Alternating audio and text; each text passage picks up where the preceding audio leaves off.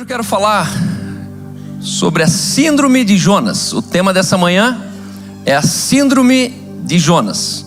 Mas antes disso, se você não tem uma criança no colo, se você não tem nenhuma restrição, se você está disposto, levante mais uma vez comigo de pé.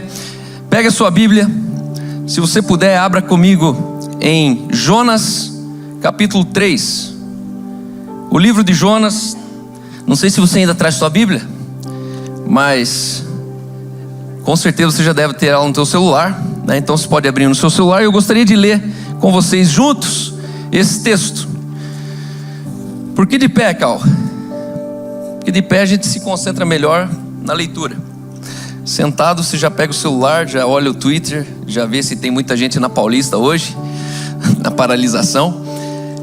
Mas eu quero ler esse capítulo, são 11 versículos e é muito importante essa leitura. Mas antes disso, se você está com sua Bíblia na mão, erga bem alto ela, fecha os teus olhos, enche o teu pulmão de ar. Isso, ergue mais que eu quero ver. Está erguido tua Bíblia, teu dispositivo? Então, ora comigo dizendo assim: essa é minha Bíblia. Eu sou o que a Bíblia diz que eu sou. Eu posso o que a Bíblia diz que eu posso. E eu tenho o que a Bíblia diz que eu tenho. Nessa manhã, eu serei ensinado na palavra de Deus. Eu humildemente confesso que minha mente está alerta, meu coração está receptivo. Eu estou prestes a receber a incorruptível, a indestrutível, a semente eterna da palavra de Deus. Eu jamais serei o mesmo. Eu jamais serei o mesmo. Nunca, nunca, nunca. Eu jamais serei o mesmo. Por isso declaro: aleluia, aleluia. Suas palavras têm poder criativo. E você está diante do livro dos livros, o livro que é suficiente para sustentar toda a criação. E o texto diz assim: entretanto Jonas ficou extremamente decepcionado. Jonas capítulo 4, versículo 1.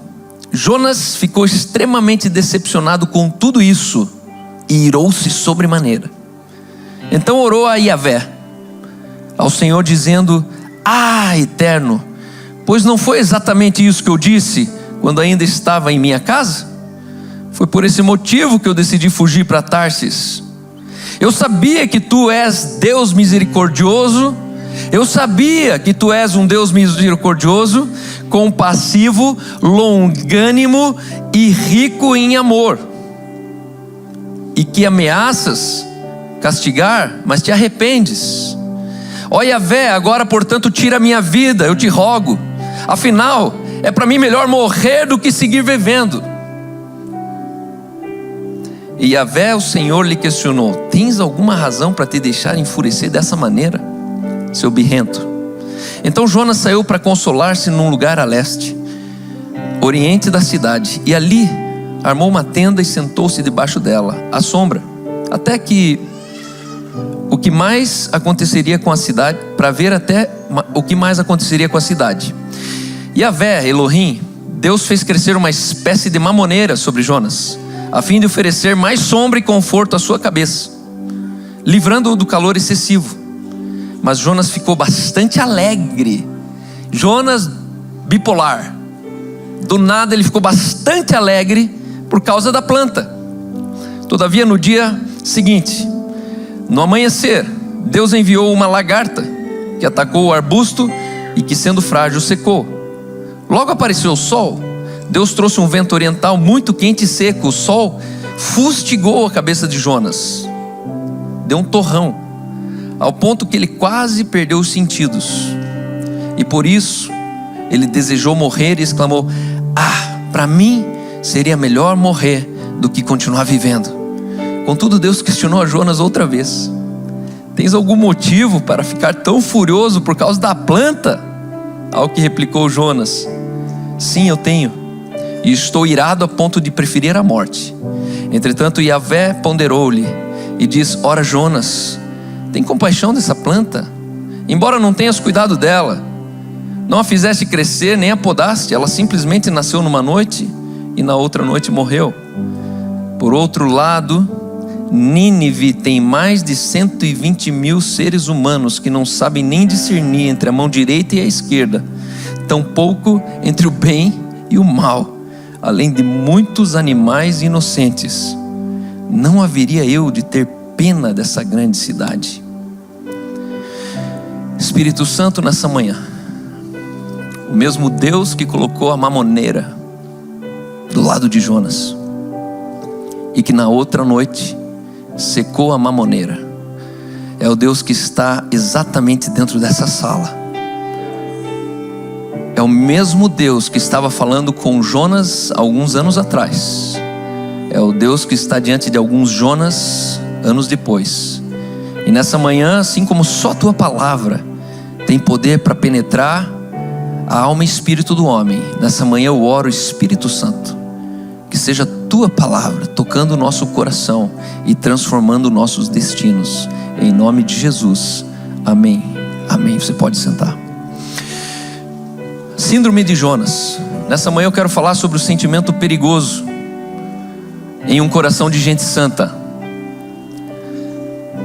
Existe um esforço muito grande da igreja, dos pastores, de mim, de gerar em você o desejo profundo de uma vida santa, de uma vida pura, de uma vida inocente, de uma vida justa. E muitas vezes nós chegamos nesse patamar de grandes homens, grandes mulheres de Deus, que Deus usa extraordinariamente. Você é uma dessas pessoas. Deus, ele tem planos e sonhos. Deus tem projetos futuros. E Ele conta com você. Você não nasceu por acaso. Você não é uma extensão dos animais da criação. Não, você é a coroa da criação. Em você, Deus, ele concentra o sentido de tudo que Ele criou. Nós não vivemos em um reino, em um mundo onde existe um rei e uma família real, e todo o resto dos humanos, eles são a extensão da decoração do mundo. Você não é a decoração do mundo. Você não faz parte do design interior da criação. Você é a imagem e semelhança de Deus, criada para você desfrutar de uma criação que encontra sentido na sua ação, na sua gestão, na sua decisão. E uma das coisas que mais me encanta é que todos os homens do passado tiveram a chance de mudar o mundo. E um dia me caiu a ficha que chegou a nossa vez. Os grandes homens que escreveram a história, que introduziram a história, que pavimentaram o futuro chegado até nós, foram homens simples, mortais, como eu e você. Não foram homens e mulheres que foram criados num patamar diferente, onde eles são os líderes e nós somos a extensão da decoração do mundo. Você é o homem e a mulher perfeita para esse tempo na terra.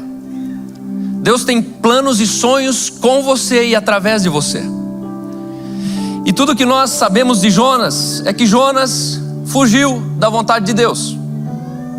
E talvez tudo mais que você lembra de Jonas é que ele ficou 3 dias no ventre de um grande peixe e foi vomitado, e aí deu tudo certo. Só que hoje eu quero contar a história que não te contaram sobre Jonas. Hoje eu quero te trazer talvez a perspectiva de um Jonas que você nem lembra que existiu. Jonas é um dos profetas menores. Você até tem dificuldade de achar o livro de Jonas na Bíblia, porque num emaranhado de tantas páginas, Jonas é só 2 páginas de todos esses livros aqui. Imagine o teu privilégio se você tivesse 2 paginazinhas falando de você aqui, ó. O livro mais lido do mundo, mais escrito, mais traduzido, mais perseguido e mais vendido, está nas minhas mãos. Jonas foi lido pela história. Jonas é conhecido para sempre. Mas olha que interessante, Jonas um dia era um jovem como eu e você. Eu já não sou mais tão jovem. E Deus falou assim, viu, Jonas, vai para Nínive. Existe uma cidade ali, e essa cidade não é pequena, é muito grande. Nos anos de Jonas, 120 mil pessoas era muito grande. E a história conta que essa cidade levava 3 dias para atravessar essa cidade de a pé. Eu hoje andei a metade da nossa cidade. Curitiba tem 35 quilômetros de extensão. Se você sair de manhã Você deve andar mais ou menos 1 quilômetro a cada... São 90 minutos, faz 9 quilômetros. Então 10 minutos, 1 quilômetro. Então você precisa para 35 quilômetros, quantos minutos? 350 minutos. Hoje eu andei 180 minutos. Em 350 minutos você atravessa Curitiba, de ponta a ponta caminhando. Isso dá para fazer tranquilamente numa manhã, e você podia fazer essa experiência. Mas Nínive era uma cidade que você precisava caminhar 3 dias. Ou seja, era fácil ser fazendeiro por lá, porque tinha mais terra do que gente. Não tinha prédios. As pessoas não se empilhavam. Elas moravam estendidas. Só que essa cidade, a Bíblia diz que ela estava perdida. Era uma cidade anta, burra. O texto ali, Deus está falando, essa cidade ela não sabe nem discernir a mão esquerda da direita. Deus estava falando assim, cara, muito mais discernir entre o bem e o mal. Deus estava olhando uma cidade como aquele cachorrinho que faz besteira dentro da tua casa e você não bate nele porque você entende que ele é um animal.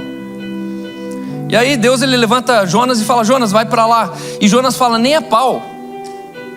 Aquele povo lá é ingrato, aquele povo não vou falar aqui o perfil daquele povo.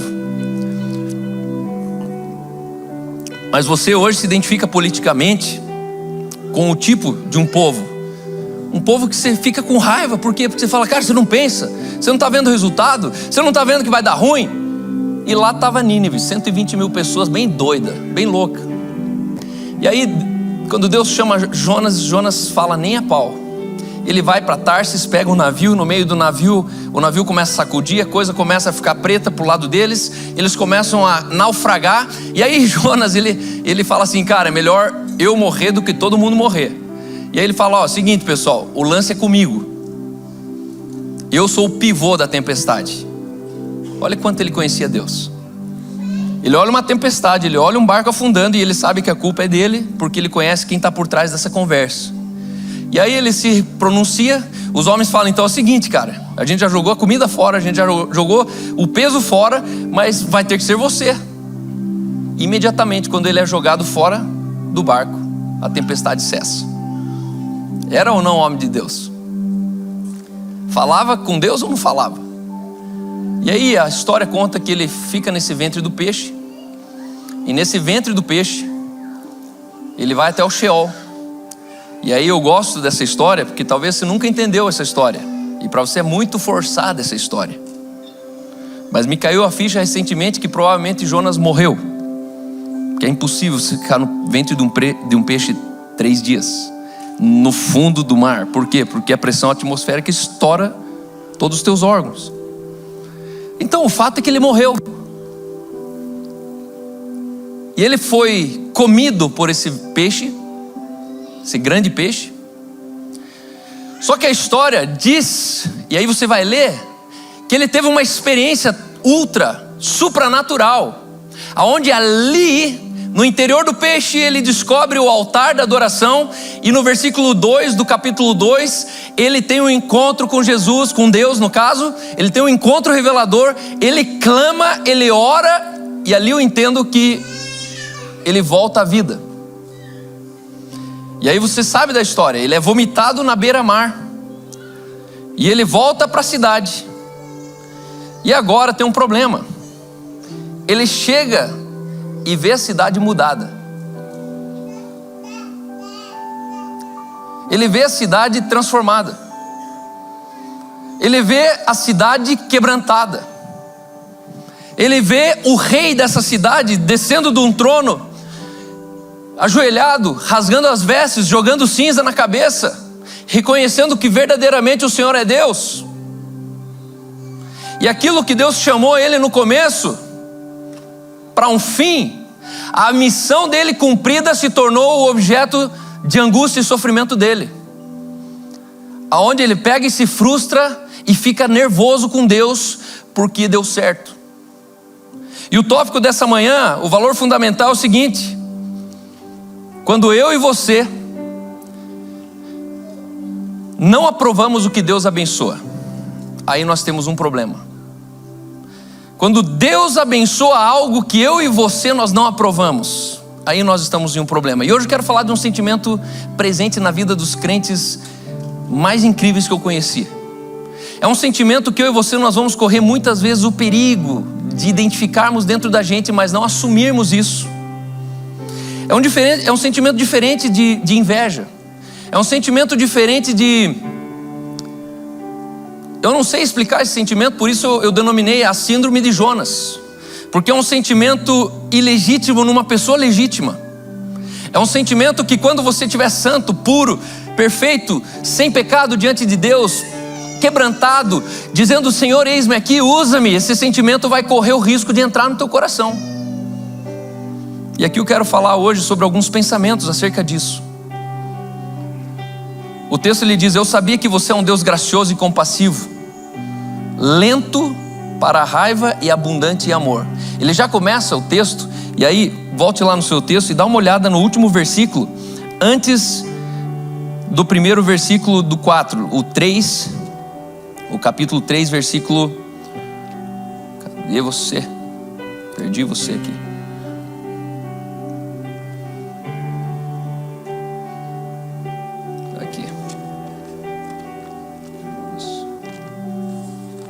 Aqui. Deus observou tudo, 3:10. Deus observou tudo quanto fizeram, como se converteram do seu mau caminho, como abandonaram a violência, e Deus em seguida atendeu a oração do povo, voltou atrás e não destruiu a cidade como havia ameaçado. E em seguida tem o 4:1 que diz: entretanto Jonas ficou extremamente decepcionado com tudo isso e irou-se sobremaneira. Deus estende graça, favor, bênção, misericórdia para um povo que se arrependeu, que se voltou atrás, que se libertou da maldade, que se libertou do mau caminho. E essa foi a grande frustração e a decepção de Jonas. O mesmo cara que falou: tá bom, Senhor, usa-me. Tá bom, Senhor, pela segunda vez Deus me chamou, eu vou para Nínive. Foi o mesmo cara que se colocou numa missão de salvar Nínive. Agora ele vê Nínive salva, e isso traz para ele decepção e frustração. E esse é um sentimento estranho que você olha e fala: Jonas, você deve ser bipolar, cara, só pode. Só que ao longo da minha vida eu encontrei muitos homens que começaram a caminhada com Cristo comigo, na minha geração, e esse sentimento aqui entrou no coração deles. Foram homens que não se alegraram quando as coisas deram erradas. Foram homens que se entristeceram quando as coisas deram certo. E a minha pergunta é: de onde vem esse sentimento? Por que eu não consigo me alegrar com aquilo que a gente tanto orou, com aquilo que a gente tanto se santificou, com aquilo que a gente tanto profetizou? E quando esse tempo chega, a gente vê irmãos do nosso lado que estão expressando decepção, frustração, ira. E você fala: mas irmão, como assim? Onde você está com o coração, cara? O que você está olhando? Para onde você está vendo? Porque Deus fez e agora você não está aprovando aquilo que Deus está fazendo. E aí, esse garoto mimado, ele diz: agora tire a minha vida. Seria para mim melhor morrer do que viver. Deus não tinha acabado de salvar esse cara? Olha que loucura que eu e você a gente corre. O risco. Deus tinha recém tirado ele do ventre do peixe. E a Bíblia diz ali que ele do ventre do peixe ele clamou: ó Senhor, salva-me a minha alma. Momentos antes ele clamou para que Deus: estou morrendo, Deus, me salva. Aí Deus salva, agora ele fala: agora estou salvo, quero morrer. E esse é eu e você, vários dias da vida. E eu fico vendo Deus olhando e falando: cara, se decida, cara, porque ontem você queria que eu te salvasse, que eu te levantasse. Hoje você decide que você quer morrer, que você quer largar tudo. Espera um minuto. Será que o problema aqui é que Deus é bom e gracioso? Será que o problema de Jonas era realmente que Deus era um Deus bom e gracioso, e isso para Jonas se tornou um problema? Jonas queria ver as pessoas fodidas. Essa é a palavra que cabe aqui. Jonas, no fundo, Ele queria ver uma cidade tendo a paga da sua maldade. E fala a verdade que vários dias não entra no teu coração esse sentimento. É um sentimento que eu luto todo dia. Que se dependesse do meu sistema de valores sem Deus, eu seria um assassino. E aqui a gente precisa descolar e sair da virtude terrena e entrar na virtude divina de Deus, interpretando uma cidade como Deus interpreta essa cidade. Porque Deus, ele carrega amor, misericórdia, graça. Então quando ele olha uma cidade, ele não faz a mesma leitura que você dela. Quando ele olha um povo votando em um ou outro eleitor, um eleitor votando em um ou outro político, ele não faz a mesma leitura que você faz. Quando ele vê alguém burlando uma lei, quando ele vê alguém lá na ilha de Marajós, ele não faz a mesma leitura que você e eu. Porque ele é carregado de compaixão, misericórdia, bondade. Só que essa foi a frustração de Jonas, que ele encontrou bondade e misericórdia em Deus. Você não pode viver uma bênção que não pode celebrar na vida da outra pessoa. A minha incapacidade de celebrar o outro revela o quanto eu estou fora daquilo que eu deveria estar vivendo no Senhor. Você tem dificuldade de celebrar no outro a bênção daquilo que você não pode celebrar na tua vida. Então você não celebrar o outro fala mais de você do que dele. E aí o que eu quero trazer nessa manhã? Que Jonas, ele foi chamado para viver um propósito de Deus, um propósito eterno de Deus. E eu e você, nós somos chamados hoje para viver um propósito eterno de Deus. E não vale a pena viver fora desse propósito. Você tem um propósito.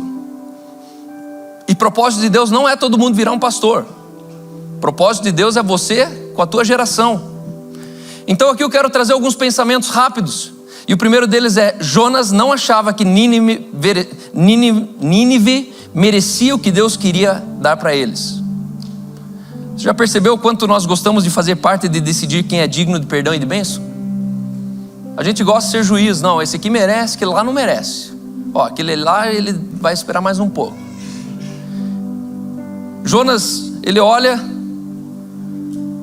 e fala: eles deveriam ganhar como nós tínhamos que ganhar. Então Jonas, ele tem a síndrome do irmão mais velho lá do filho pródigo. Não é o meu sentimento? O filho pródigo volta, o pai é pai, então ele sabe o que significa um filho voltar para casa.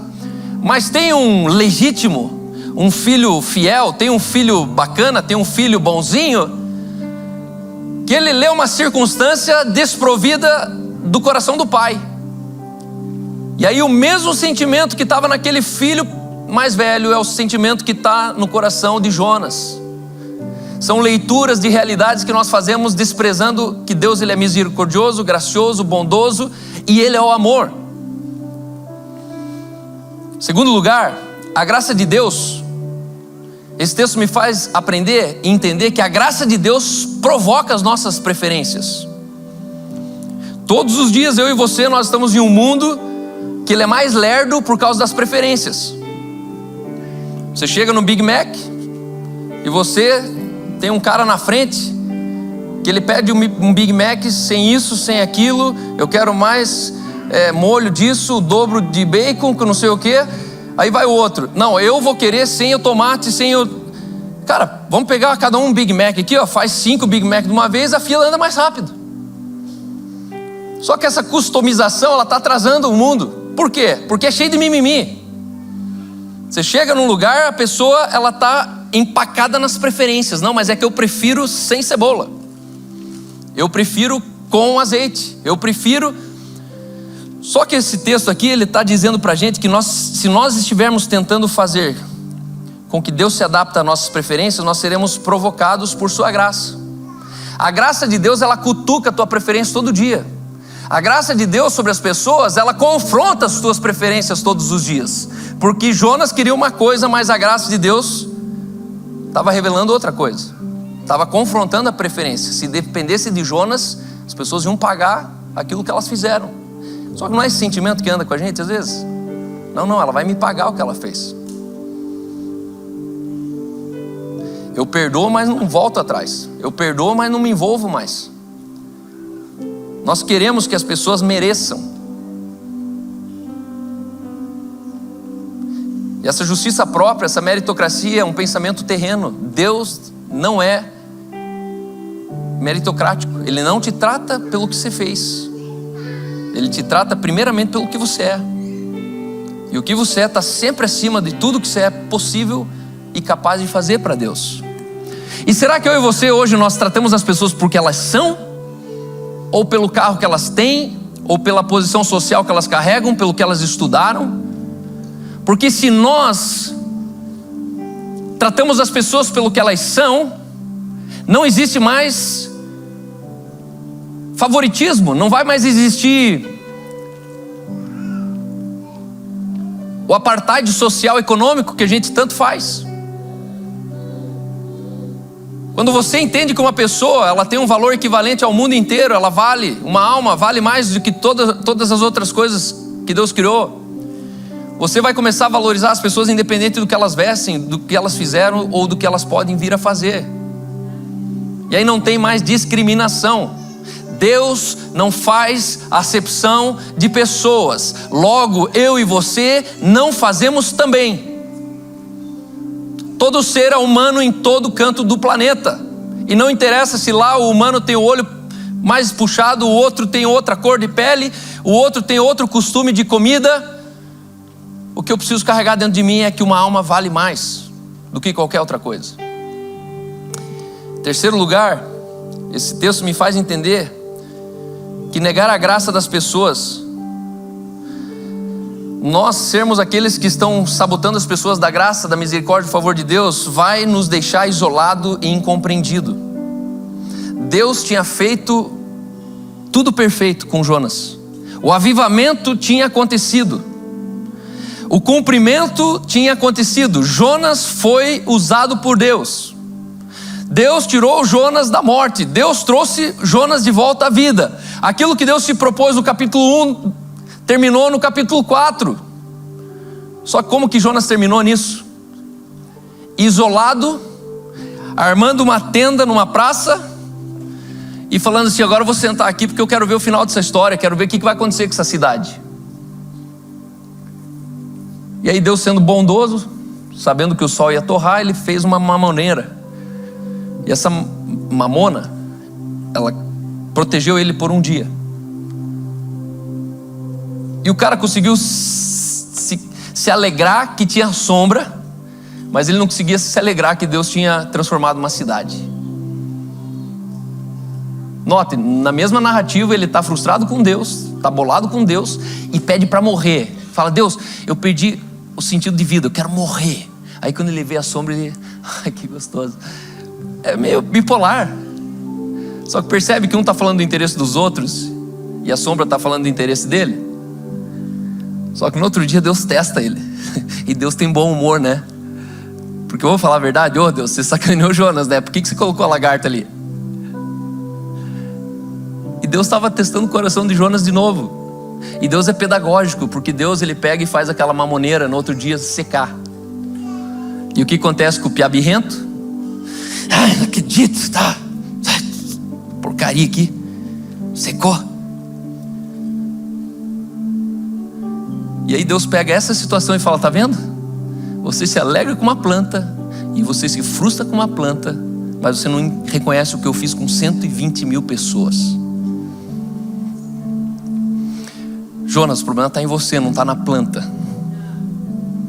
Jonas, o problema está em você, não está na tua cidade. Jonas, o problema está em você, não está no PT. Jonas, o problema está em você, não está no teu padrasto. Jonas, o problema está em você, não está na tua esposa. Jonas, o problema está em você, não está na sua escola. Jonas, o problema está em você, não está no seu pastor. Jonas, o problema está em você, não está no teu filho. Porque um dia você se alegra com o teu filho, outro dia você está frustrado com o teu filho. Por quê? Porque o problema está em você. Você não era nem para se alegrar à toa e nem para se frustrar à toa. Ninguém entende o quanto você está certo. Você nota que Jonas está ali isolado, achando que está todo mundo errado e ele está certo e ninguém está entendendo ele, inclusive Deus. Deus, você não está me entendendo. Eu quero morrer, Deus. Eu quero parar de viver. Eu perdi o desejo de viver. Cara, você é um louco. Você acabou de sair da morte. Eu te ressuscitei. Eu te chamei de volta à vida. Você agradeceu a mim que eu tinha te dado de volta à vida. Me chamou do Deus que traz de volta a vida. E agora você pede a morte de novo. Estamos tentando justificar porque nós ficamos isolados e presos. Essa é a verdade.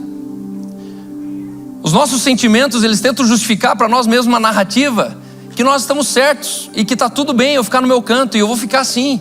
E são nesse canto que eu estou vendo homens enjaulados, desprovidos do propósito de Deus. Você será isolado do propósito de Deus à medida que você se isola. Não é que Deus não está cumprindo o seu propósito, é que você que está com a tenda no lugar errado. Você que está sentado no lugar errado. Jonas sentou-se na sombra e ficou observando o que aconteceria nos outros, quando na verdade ele devia estar preocupado no que Deus queria fazer nele. Recolhe tua tenda, meu irmão. E se está difícil de contemplar a maravilha que o Senhor fez naquela cidade, vai para a próxima cidade quebrada. Porque talvez você tenha um problema com a alegria. Talvez você tenha um problema com a plenitude, com o regozijo. Outro dia uma irmã, no nosso outro endereço da igreja, era um subsolo. E ela vinha sempre com a sua filha, de 8 anos, e de repente ela sumiu. E ela estava tão empolgada e gostou da igreja, é a igreja dos meus sonhos, a igreja, né? As pessoas emocionadas. No primeiro culto elas falam tudo isso, no último culto elas estão falando tudo o contrário. E aí você sabe que os dois era dificuldade dela. E aí um dia ela chegou e eu falei: e aí, fulana? Não aparece mais na igreja? Está fazendo falta.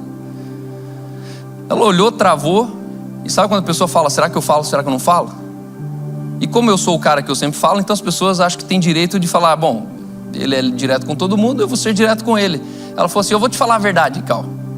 Cada vez que eu desço aquela rampa e vejo as famílias sentadas naqueles bancos, eu tenho raiva dentro de mim. Eu fico com raiva, eu fico com ódio e eu preciso ir embora. Eu falei: como assim? Daí eu ri, né, para descontrair, porque o negócio fica meio... O banco lá era eu sentado com as crianças e a Aline. Do lado estava o Ciro e a Hannah, do outro lado estava o Juliano e a Rebeca, do outro lado estava, né, as famílias da igreja. E ela falou: não, eu não suporto. E essa moça, ela teve um divórcio arrancado do coração dela, sendo filha de pastor, e cresceu na igreja e idealizou o casamento perfeito, mas casou com um marido imperfeito, menino. E ela parou de vir no culto porque dava muita raiva ver as famílias sentadas junto no banco. Não é interessante isso? Ela devia estar comemorando, devia ser o motivo de trazê-la para a igreja. Aí você vai numa igreja, tem um monte de divórcio, de adultério, de bandalheira, e você fala: não, eu odeio aquela igreja, por isso que eu não volto naquela igreja por causa disso. Mas o contrário também fez alguém não voltar por causa disso. E aí eu fico pensando, Deus falando assim: ô povo, se decida aí, ó. E se a igreja está tudo de ponta cabeça, você xinga. Se você chega numa igreja que tem família sentada no banco assistindo o culto com as crianças, você não volta mais lá. Porque a síndrome de Jonas, ela quer pegar você. A síndrome de Jonas, ela tem dificuldade de celebrar no outro aquilo que você não está resolvido em você. Em quarto lugar, para terminar, lutar com a vontade de Deus sempre vai te deixar em uma tempestade. Deus tirou Jonas da tempestade, mas Jonas não conseguiu tirar a tempestade de dentro dele. Tua tempestade não é o barco que está sacudindo por fora. Tua tempestade é a ira que está dentro de você, debaixo de uma tenda. Existe uma tempestade fora de você que você não controla, mas existe uma tempestade que está dentro de você que você deveria se livrar dela. Deus tira Jonas da tempestade, mas Jonas não sai com a tempestade de dentro dele. Ele continua em crise. Deus não colocou Jonas em uma tempestade. Foi o próprio Jonas que atraiu, que trouxe para si mesmo essa tempestade. Jonas trouxe uma tempestade em sua vida, pagando para sair da vontade de Deus. Ele chega no porto, ele paga um tique e ele embarca para Tarsis. Por quê? Porque ele estava pagando para não viver a vontade de Deus. E Deus falou: não, você vai para Nínive. Ele falou: negativo, eu pago, mas não vou. E eu e você, muitas vezes nós estamos pagando para sair da vontade de Deus. Nós estamos pagando para abandonar o propósito de Deus. Você está comprando o tique para o lugar errado. Você está se membrando numa relação errada. Você está se alistando em uma empresa errada. Porque você sabe que o caminho é para outro lugar. Você já tem uma direção na sua vida. O que você faz quando você está preso numa tempestade? A tempestade, ela transformou Jonas no propósito de Deus, porque Jonas se voltou para Deus. Guarde uma coisa: a tempestade, ela não foi projetá-lo para te tirar da vontade de Deus. Toda tempestade, ela é projetada para te trazer de volta para a vontade de Deus. Deus nunca vai enviar uma tempestade que te tire do propósito dele. Não, se Deus envia alguma tempestade, é para te trazer de volta para o propósito dele. Desconfie de uma tempestade. Deus está usando tudo para nos levar ao seu propósito, essa é a verdade. Jonas esperava que Deus fosse gracioso e compassivo. Jonas esperava isso. Quando ele saiu ali e ele resolveu voltar para Nínive, ele tinha no coração que Deus devia ser compassivo. Ele tinha compaixão, ele tinha misericórdia por Nínive. No final, as nossas expectativas, elas definem nossas decisões. E as nossas decisões, elas vão definir o nosso destino. Você nunca vai chegar num lugar que você não decidiu, porque Deus não te leva num lugar que você não quis ir. E talvez existam algumas decisões que elas são intencionais e são óbvias, que você precisa começar a tomar na sua vida, porque você não está indo para lá, mas o seu subconsciente acha que você está. A graça de Deus, ela é maior do que o nosso julgamento, que é tantas vezes pobre. Nosso julgamento, ele é pecador, ele é debilitado. Nós julgamos com os sistemas de valores que nós carregamos, mas isso ainda é pouco. Deus, ele é gracioso, é misericordioso, ele é amoroso, ele é compassivo. As pessoas em Nínive ouviram e se voltaram para Deus. Isso quer dizer que a sua obediência fará com que as pessoas ouçam e se voltem para Deus. O fato de Jonas obedecer a Deus correspondeu com uma cidade inteira que se converteu a Deus. Olha que loucura essa mensagem. Jonas, ele obedeceu a Deus depois da tempestade, depois do peixe. E o fato dele ter obedecido a Deus foi o que impactou o resultado de uma cidade inteira prostrada a Deus. Deus fará por eles sempre o que ele fez por você. Mas se você tem dificuldade de entender o que Deus fez por você, você vai ter dificuldade de interpretar Deus fazendo com eles.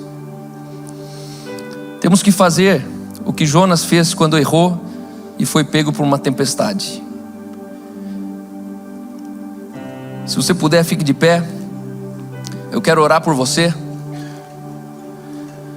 Quando Jonas saiu da tempestade, ele louvou a Deus no ventre do grande peixe, e isso mudou o seu destino, o seu futuro. Elogie a sua saída da tempestade. Celebre, comemore a sua saída da tempestade. Jonas transformou a barriga de um peixe em um altar e um verdadeiro templo.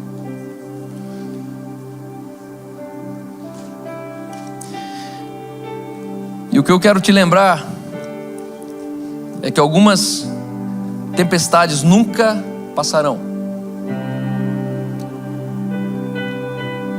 Mas no fundo, você que precisa sair delas. Uma coisa é Deus parar uma tempestade, outra coisa é você estar fora dessa tempestade. E quando Jesus falou: no mundo tereis aflições, Jesus estava falando assim: viu, eu não vou desligar as tempestades, eu não vou desligar a tempestade, mas cabe a você viver dentro da tempestade ou fora dessa tempestade. Você não é obrigado a viver dentro da tempestade. Viva voltado para Deus. Com 17 para 18 anos eu estive com o pé dentro da tempestade.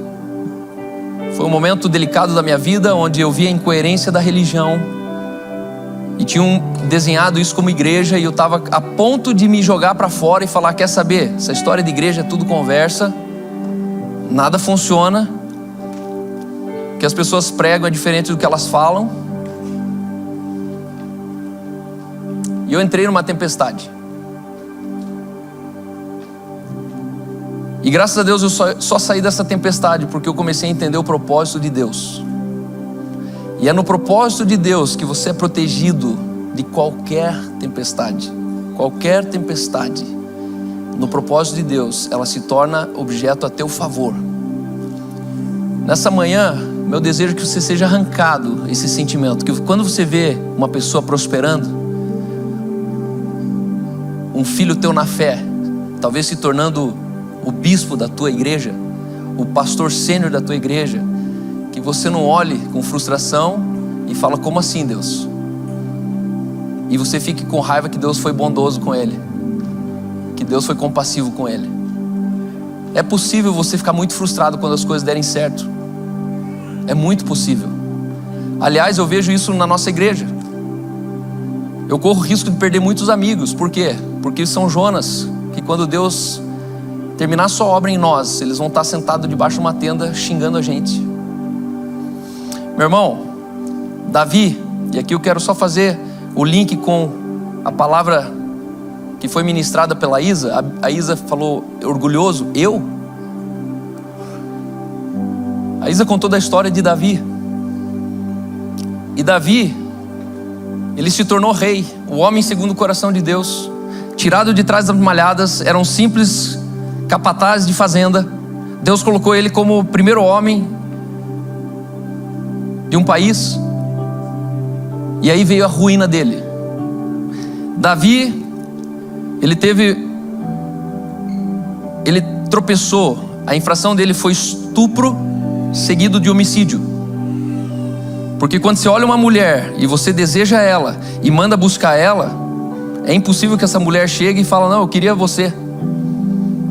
E trouxeram Betseba. E você que é mulher sabe o que eu estou falando. Não importa qual for o homem. Funciona assim? Ele pode te chamar, você chega lá e fica feliz que foi você escolhida? Não. Essa mulher era bem casada e resolvida. Chegou ali, o cara mandou. Se um cara manda, o que é isso? Se não tem duplo consentimento, isso se chama estupro. Ele estupra essa mulher. Ele tem felicidade de, em um estupro, engravidar essa mulher. E qual não foi a loucura dele quando ele descobre isso e tenta cobrir esse pecado, falando assim: viu, chama o Urias rápido da guerra e faça ele dormir com ela, para que dê tempo dele fazer a associação falando que o filho é dele. Só que o Urias era tão macho, tão homem, que ele falou assim: enquanto a guerra não terminar e tiver um dos meus homens lá, eu não volto para casa. Aí azedou a ideia do menino, o soldado de Davi. E aí a história conta que Davi manda matar Urias, assassino. Eu te pergunto, esse cara, você voltaria para assistir um culto dele depois disso? Se você soubesse que ele fez isso? E Deus levantou Davi de novo depois disso. Porque o sistema de valores de Deus é diferente do meu e do teu. Ele é compassivo, sempre lembre isso. Deus é compassivo, Deus é bondoso, misericordioso e Ele é o amor. Então, provavelmente nas nossas leituras sobre as pessoas a gente sempre vai errar. Só que me chama a atenção que as coisas, o orgulho não subiu no coração de Davi enquanto as coisas eram pequenas, enquanto as coisas não davam certo. Davi não foi orgulhoso enquanto ele estava cuidando das ovelhas. As coisas deram errado na vida de Davi quando tudo deu certo. E aqui eu quero exortar você precisa ter um coração sem a síndrome de Jonas, para que você não fale quando tudo dê certo na sua vida. Porque o desafio não é o teu coração ficar em dia quando nada aconteceu, mas é quando Deus te levar para aquele lugar que Ele te criou para ser. Talvez você vai ser conhecido nacionalmente, mundialmente. Talvez você vai criar um produto, uma solução que vai trazer bilhões na tua conta. Só que é para aquele dia que você precisa ter o coração hoje. O dia que as coisas dão certo na sua vida, que é o risco de vida que você corre, de você cair, de você decair. E minha oração é que a gente comece a celebrar mais rápido o cumprimento dos propósitos na vida das pessoas. Que a gente comece a ter mais facilidade de interpretar quanto Deus é bondoso, misericordioso para uma cidade que não merece, para um padrasto que não merece, para um ex-marido que não merecia.